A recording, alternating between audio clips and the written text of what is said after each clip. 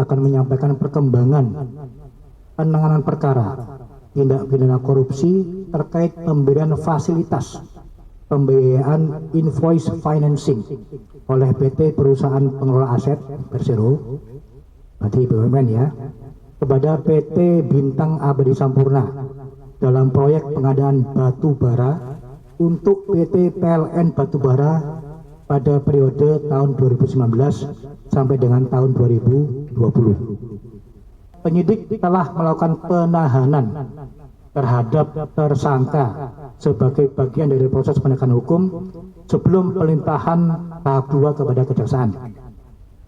Dalam perkara ini, Korps Tipikor Polri, para penyidik telah melakukan penahanan terhadap 2 orang tersangka, yaitu yang pertama saudara IT selaku Investment Manager PT Perusahaan Pengelola Aset Persero, dan yang kedua adalah saudara FSN selaku Kepala Divisi Operasional PT Bintang Abadi Sampurna. Sementara itu, untuk tersangka FH selaku Direktur PT Bintang Abadi Sampurna saat ini telah berstatus sebagai narapidana dalam perkara lain dan sedang menjalani pidana di Lapas Salemba. Rekan-rekan media yang saya cintai dan saya banggakan, dari hasil penyidikan diperoleh fakta bahwa fasilitas pembiayaan senilai 50 miliar diberikan kepada PT BAS Bintang Abadi Sampurna melalui skema invoice financing. Namun dalam pelaksanaannya dana akhirnya dicarikan mencapai sekitar 67,31 miliar rupiah melalui 8 kali pencairan. Penyidik menemukan adanya serangkaian penyimpangan mendasar antara lain. Pertama, proses due diligence dan analisis risiko tidak dijalankan sebagaimana mestinya.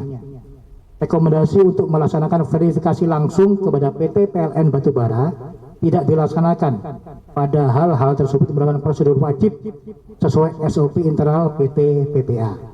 Kemudian kedua, dokumen invoice dan dokumen pendukung tidak diverifikasi keabsahannya, namun tetap dinyatakan telah memenuhi persyaratan sehingga menjadi dasar pencairan dana. Yang ketiga, pengawasan terhadap mekanisme cash collateral diabaikan, sehingga pencairan tetap dilakukan meskipun persyaratan jaminan tidak terpenuhi. Berdasarkan laporan hasil pemeriksaan investigatif kerugian keuangan negara oleh BPK RI, perbuatan para tersangka telah mengakibatkan kerugian keuangan negara sebesar 38,9 miliar rupiah.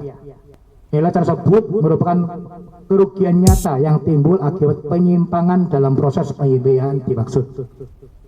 Dalam rangka optimalisasi aset recovery, penyidik telah melakukan penyitaan terhadap sejumlah aset berupa tanah dan bangunan milik para tersangka yang tersebar di Medan, Bekasi, Bogor, Samarinda, dan Sidoarjo dengan estimasi nilai sekitar 14,4 miliar rupiah.